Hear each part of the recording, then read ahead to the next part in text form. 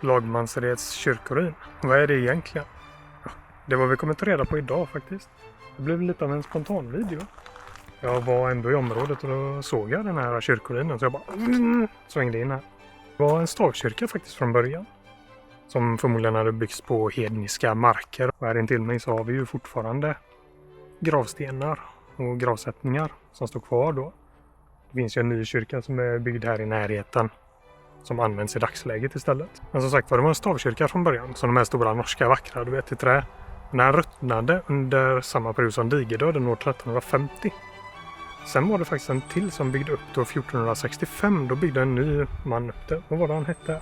Bonden Lagman byggde en stavkyrka på sin gård. Lagmansred år 1465. Han blev troligen prästen då. Greve Johan Casimir Levenhaupt avled på Koberg 1634. Ja. Och Levenhaupt är ju de som ägde Gräfsnäs slottsruin som nästa veckas video kommer att handla om. Och det är ju här i närheten i området. Så det är väl inte så konstigt att Levenhaupt är det hemma här också. Sedan hade kyrkan brunnit ner flera gånger under 1700-talet tyvärr. Under den sista branden som skedde år 1929 så gav de upp helt och hållet. År 1939 så slutade de att renovera och bry sig om kyrkoruinen tyvärr. Därför ser den ut som den gör idag. Och det har jag ingen aning om. Men det är vad vi kommer gå runt och kolla hur det ser ut.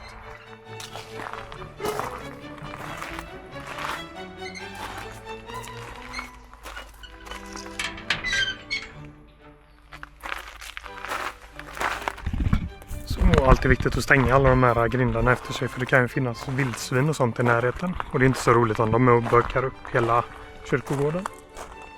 Det här är faktiskt mycket mer välskött än vad jag trodde. De har krattat hela grusvägen här. Vilket hjälper till då att få bort så att det inte kommer något ogräs eller liknande. Det stod att det enda som fanns kvar egentligen utav kyrkan var kyrkoklockan, den gamla. Och den ser man ju faktiskt där framme. Så jag tror vi ser. Hoppas att alltihop blir bra nu. Det är lite väl soligt här. Vi tar och kliver på och vi ser hur det ser ut. Vad har vi här för något spännande? Ribbingska gravkoret stod det. Spännande. Ett gravkor. Kor är ju ofta där altaret stod förr i tiden. Och det måste väl vara det gamla altaret då.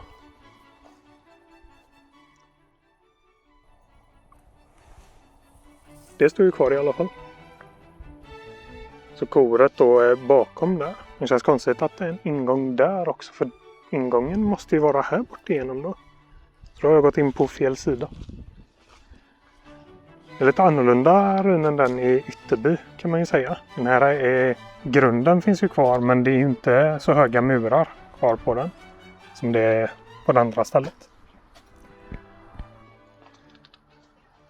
Ser ju även ut som de har byggt upp den här kullen lite artificiellt här. Där kyrkan står på. Vilket i och för sig är logiskt för man vill ju ha det på en ganska plan och jämn mark. Väldigt robust och så.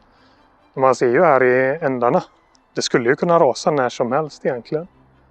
Det är ju inte jättekul. Men därför vi har alla de här varningar rasrisk också. Både för att själva muren inte är i bästa skicket. Men även tanke på hur den står där borta. Jag tar och visar lite närmare där med.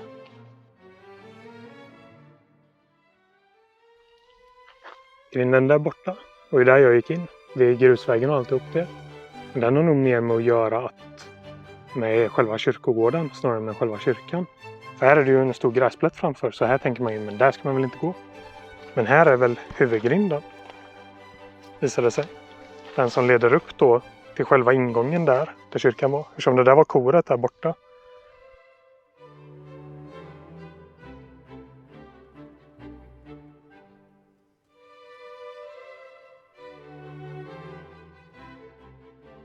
Men jag älskar att besöka sådana här gamla kyrkoruiner. Det är ändå något speciellt med det. Det känns speciellt på något sätt. Jag vet inte om det är för att det ofta är ganska tyst och lugnt vid dem eller att de ligger väldigt bra till. Eller varför jag tycker så här. Men det är någonting jag faktiskt gillar att göra väldigt mycket. Och sen känns det ju väldigt speciellt.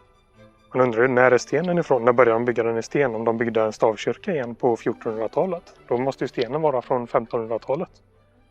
Och den ser ju inte bättre skuren ut än den i Ytterby, om du tänker dig. Som var byggd på 1100-talet, utan snarare nästan tvärtom. Det ser ut att vara lite sämre, vad kallar man det? Lite sämre murarstil. Här har vi också något spännande. Väldigt annorlunda monumentsten eller kanske någon slags gravsten av något slag. Jag vet faktiskt inte, jag har inte sett någonting sånt här tidigare. Men det finns säkert de av er som känner till vad det här är för någonting. Så lämna gärna en kommentar nedanför. Näst tänkte jag att vi skulle ta en titt på det lilla vita huset här borta. Så det är jag tar mig bort här och så kollar vi på det här vita lilla huset. Se om det är ett bårhus eller vad det är. Jag är faktiskt lite osäker på vad det kan vara. Jag skulle kunna tänka mig att det är det. Det hade de ju ofta förr.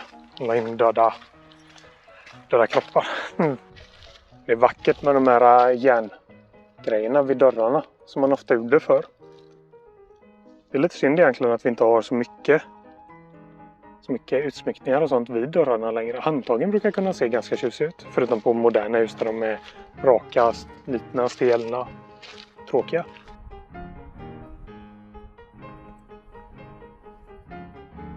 Ser ut som det används mer till förråd i dagsläget i alla fall. Snarare än att bevara gamla kroppar i. Men det har väl blivit så med många av bårhusen. Då färre begravs i marken och fler bränns istället. Så de bränns långt bortåt Narnia till. Snarare än på plats som man gjorde förr. Förr var det ju väldigt viktigt att man tog hand om det här med en gång. De bränner väl nog ganska snabbt i dagsläget också, tror jag. Men det kan ju vara så att en begravning hålls 1-2 månader efter dödsfallet. Det är väl lite ovanligt kanske. Här hittar jag också några intressanta gravar. Familjen Silversköld. Förmodligen har bott här i närheten då. Gåsevadholm. Follnäs Koberg. Gåsevadholm. Så det är väl något slott då kanske, Gåsevadholm. Det jag personligen tycker är mest intressant med många av de här gamla kyrkogårdarna är ju de gamla gravarna som finns.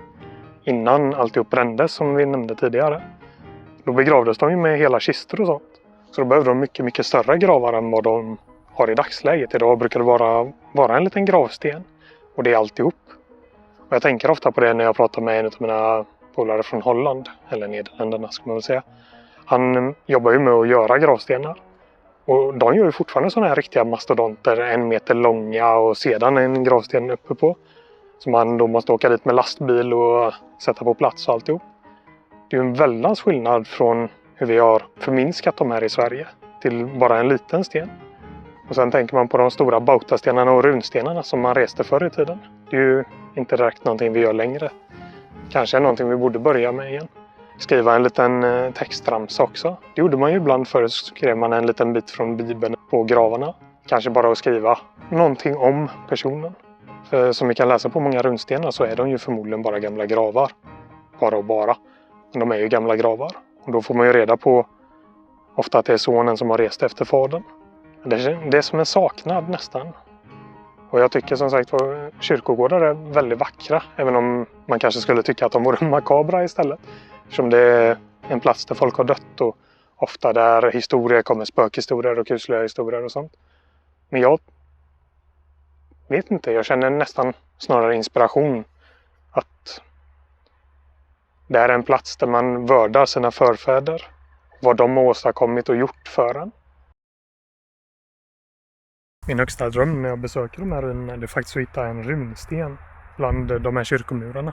Förr i tiden så kan det vara så att de använde gamla runstenar till att bygga murarna. De brydde sig inte på samma sätt som vi gör i dagsläget om vår historia överhuvudtaget. Så de har hittat det i gamla hus och som sagt och även i gamla sådana här stenmurar. Jag har inte haft någon tur hittills. Någon gång borde det ske dock.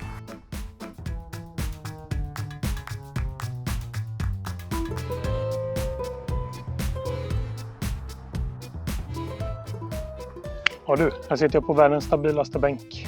Här har ju då varit Lagmansereds kyrka. Kyrkoruin, ska jag väl säga. Som tidigare har varit en stavkyrka. Och vad tyckte jag om det här stället? Är det värt en utflykt? Ja, om du är i närheten, varför inte?